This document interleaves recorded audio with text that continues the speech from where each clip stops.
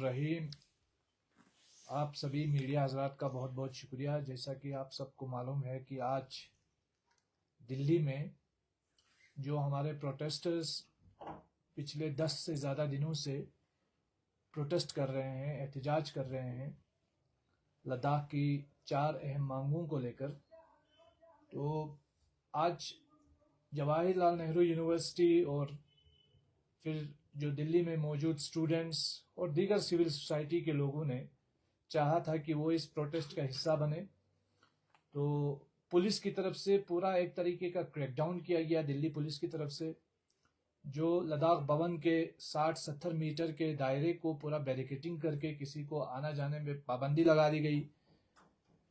और इसके साथ साथ हम देखते हैं कि पूरे लद्दाख के अंदर एक गुस्सा है, एक तशवीश है लोगों के अंदर कि ये जो आवाज़ है, जो लद्दाखियों की मांगे हैं, उसे उठने नहीं दी जा रही हैं, उसे दबाने की कोशिश की जा रही है। और जो हमारी डिमांड है, खासकर स्टेटहुड की डिमांड, 6 शेड्यूल की डिमांड, और हमारे जो अनएम्प्लॉयमेंट से रिलेटेड जो इश्यूज है, पब्लिक सर्विस कमीशन का मसला है, और लद्दाख को जिस तरीके से सरकार की तरफ से अंधेरे में धकेलने की जो साजिश है, उसको बेनकाब करते हुए ये जो प्रोटेस्टर्स बैठे हुए हैं, एक तो उन प्रोटेस्टर्स के साथ इजहार एकजहती करते हैं, और दूसरा हम सरकार के इस और पुलिस के इस क्रैकडाउन की पुरजोर अल्फाज में मजम्मत करते हैं। और हम अपील करते हैं गवर्नमेंट से कि ये क्रैकडाउन बंद होना चाहिए। लद्दाख में जो एक तरीके का जो सेंसरशिप करने की कोशिश की जा रही है, चीज़ों को बाहर निकलने नहीं देने की कोशिश की जा रही है, और ये एक पूरे हिंदुस्तान भर में एक नैरेटिव बिल्ड किया जा रहा था कि लद्दाख में ऑल इज वेल है, सब कुछ ठीक है, सब चंगा सी है, वो बिल्कुल जो है एक्सपोज हो गया है। लद्दाख के लोग बता रहे हैं कि लद्दाख में ऑल इज वेल नहीं है। लद्दाख के लोग डिसअपॉइंटेड है, वो बिट्रेड फील कर रहे हैं, ह्यूमिलिएटेड फील कर रहे हैं। और सरकार को चाहिए कि लद्दाख के लोग जो हमेशा से इस देश के सरहदों के निगहबान रहे हैं, इस देश की ताकत बन के रहे हैं, उनकी ताकत को और मजीद मजबूत किया जाए, उनकी मांगों को पूरा किया जाए, 4 अहम डिमांड्स है उसको हल किया जाए।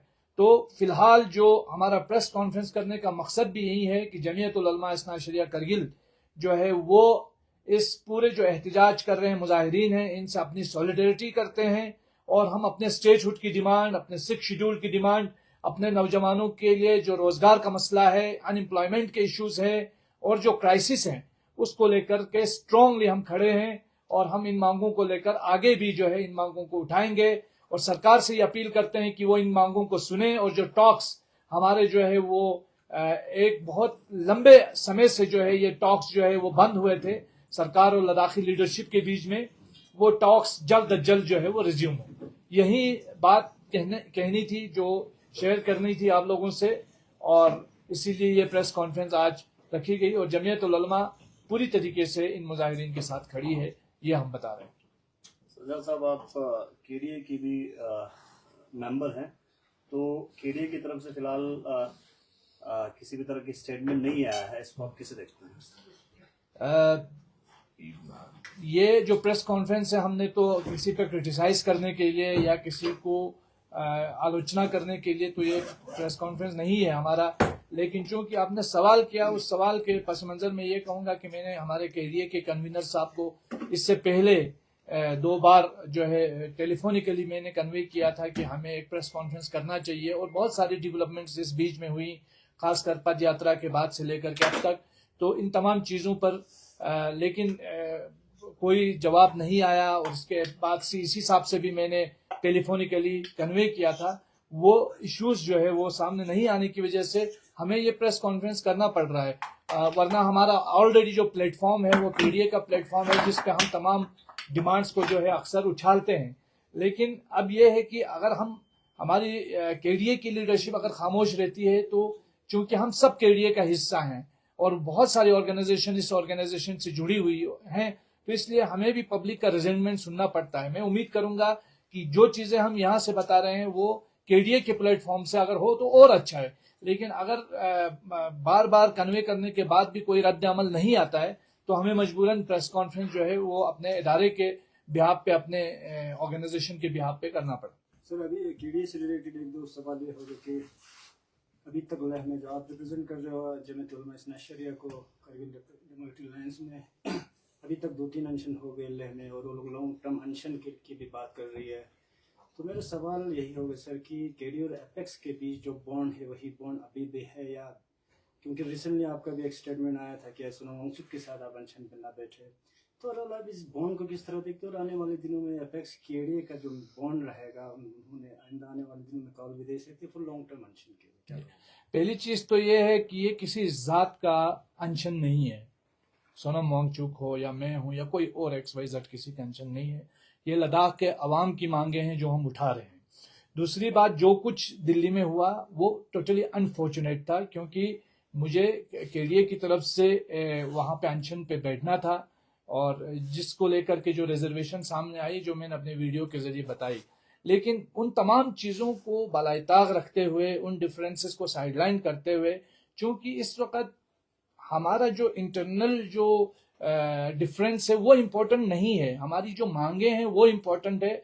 उस कॉज को लेकर के हम समर्थन दे रहे हैं और हम समर्थन जता रहे हैं, और करना भी है आइंदा भी, क्योंकि हम चाहते हैं कि जो जातियात के साथ जो प्रॉब्लम होती है, डिफरेंस ऑफ ओपिनियन है, क्योंकि आपको मालूम है एपेक्स के अंदर एक से ज्यादा तंजीमें हैं, यहाँ केडीए में तकरीबन 11 ऑर्गेनाइजेशन है, तो डिफरेंस ऑफ ओपिनियन होना लाजमी है। लेकिन इन तमाम डिफरेंसेस के बावजूद हम अपने 4 पॉइंट एजेंडे को लेकर के चल रहे हैं कि नहीं चल रहे हैं, वो एक बहुत बड़ा मुद्दा है जिसको लेकर के हम चल रहे हैं। और मुझे उम्मीद है कि ये जो डिफरेंसेस है वो अपनी जगह है और ये रिजॉल्व होना चाहिए इन फ्यूचर, इस पर बात भी होनी चाहिए। लेकिन उसके साथ साथ ये जो हमारा 4 पॉइंट एजेंडा है उसको फोकस करते हुए हमें आगे बढ़ने की जरूरत है। ये वक्त की अहम जरूरत है। हमारी डिफरेंसेस, हमारे कौमी जो एक बड़ा मकसद है, उसमें बीच में वो एक हाइल नहीं होनी चाहिए। इसलिए हम चाह रहे थे कि ये जो प्लेटफॉर्म है जो केडीए का बना है, एपेक्स का बना है, हमारे 4 पॉइंट एजेंडे को लेकर के बना है, जिसमें हम बार बार ये भी बोलते हैं कि हम सिंसियर हैं, हम सीरियस है। तो हमारी तरफ से भी, मेरी तरफ से भी, और मेरे साथ दीगर जितने भी लोग हैं, एपेक्स के अंदर जितने भी लोग हैं, केडीए के अंदर जितने भी लोग हैं, उन सभी की तरफ से वो सीरियसनेस और वो सिंसियरिटी नजर आनी चाहिए। वो आपको ग्राउंड में दिखेगी। पब्लिक का रेजेंटमेंट जो है इस वक्त एग्जिस्ट करता है, खासकर केडीए एपेक्स के रिलेशंस को लेकर हो या केडीए के विद इन केडीए के इश्यूज को लेकर हो, उन रेजेंटमेंट्स को हमने दूर करना चाहिए। और आपको मालूम होगा, इससे पहले मैंने इलेक्शन के दौरान भी स्टेज से कहा था कि केडीए में जो हमारे साबिका एमएलएस हैं, साबिका एमएलसीज हैं, जो हमारे जो लोग, जितने लोग साबिका एमपी हैं, उन सबको भी केडीए में शामिल होना चाहिए ताकि हम इसको मजीद मजबूत कर सकें। और ये मैं आज आपके प्रेस कॉन्फ्रेंस के जरिए, इस प्रेस कॉन्फ्रेंस के जरिए जमीयतुल उलमा के प्लेटफॉर्म से एक बार फिर बोल रहा हूं, और ये मैंने केडीए की मीटिंग में भी कही है, इस पर जल्द अज जल्द ठोस इकदाम लिया जाना चाहिए। ये जमीयतुल उलमा का स्टैंड है कि केडीए को मजबूत बनाने के लिए जितने भी हमारे वेटरन लीडर्स केडीए से बाहर हैं, उनको भी केडीए में शामिल करने की जरूरत है, ताकि हम इस केडीए के प्लेटफॉर्म को और ज्यादा मजबूत बना सकें।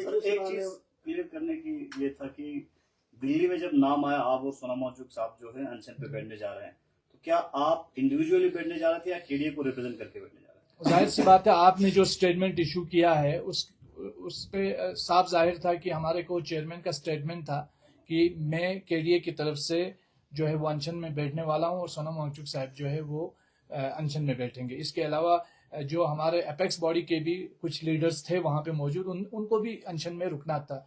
लेकिन फाइनली सोनम वांगचुक साहब ने ये कहा कि एपेक्स की तरफ से भी कोई ना रहे और केडीए की तरफ से भी कोई ना रहे, मैं अकेला रहूंगा। तब मुझे वो बयान देना लाजमी हुआ, क्योंकि ये बात पब्लिक तक जा चुकी थी कि सोनम वांगचुक के साथ मुझे भी अनशन में बैठना है। तो ये मुझे क्लियर करना जरूरी था, क्योंकि बहुत सारे लोग टेलीफोन कर रहे थे, बहुत सारे लोगों के जहन में खदशात थे।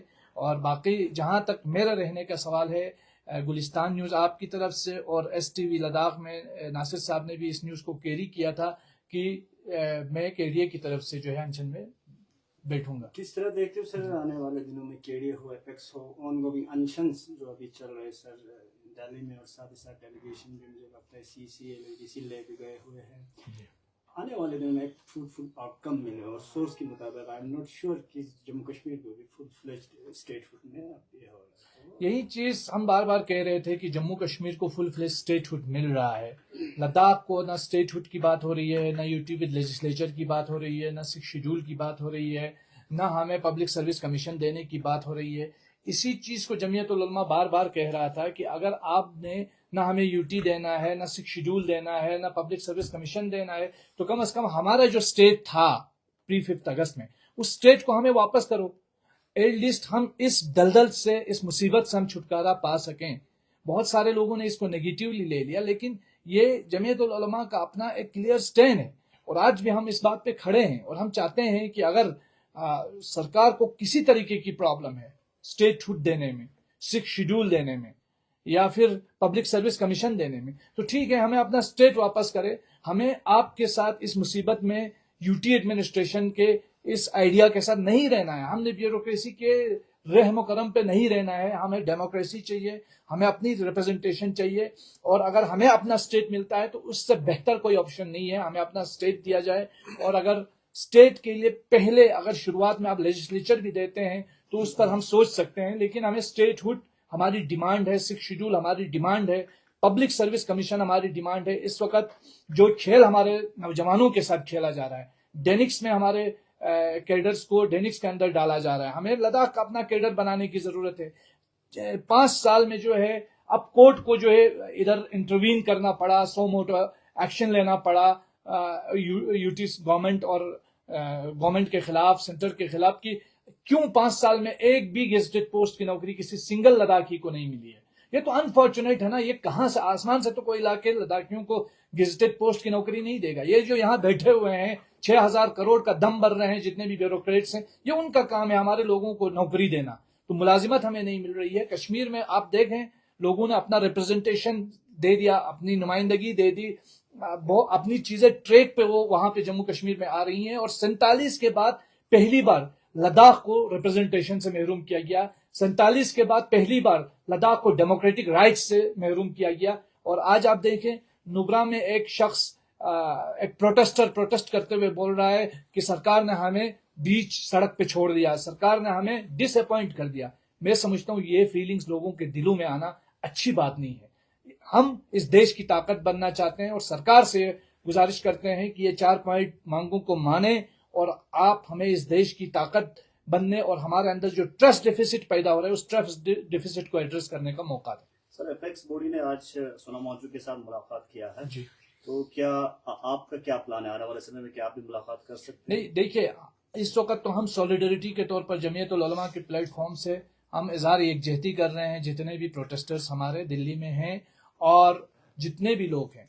और एक चीज मैं बताऊं, सोनम वांगचुक साहब बहुत मेहनत कर रहे हैं, लीड कर रहे हैं, अच्छी बात है, लेकिन प्रोटेस्ट सिर्फ सोनम वांगचुक का, प्रोटेस्ट सिर्फ केडीए का, प्रोटेस्ट सिर्फ एपेक्स का नहीं है, ये पूरे लद्दाख का प्रोटेस्ट है और हम सबको इसके लिए खड़ा होने की जरूरत है। चाहे दिल्ली में जाके खड़ा होने की जरूरत होना पड़े या करगिल या लेह में बैठ करके हमें खड़े होने की जरूरत हो, हमें जहां कहीं भी हो, हमें लद्दाख की इन 4 मांगों के साथ बिल्कुल मजबूती से खड़ा होने की जरूरत है।